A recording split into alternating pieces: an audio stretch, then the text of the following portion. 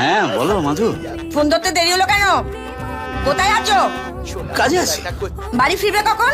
আজ আসতে একটু দেরি হবে জানো, একটা জরুরি কাজে না গলা অবধি ডুবে আছে। তাড়াতাড়ি উঠে গামছা দিয়ে গা মুছে নাও, বাকিটা কাল করবেন।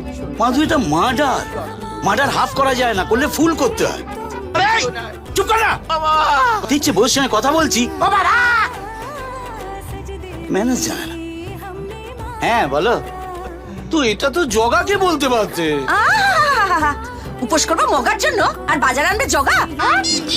আর শোনো, হ্যাঁ আমার জন্য একটা গিফট এনো। হ্যাঁ, না আনলে আমি কি করবো জানো তো? হ্যাঁ। আচ্ছা টাটা। এতদিন জানতাম নন্দলাল শহরের সব থেকে বড় ডন। তার ভয়ে পুলিশ, মিনিস্টার সবাই কাঁপে।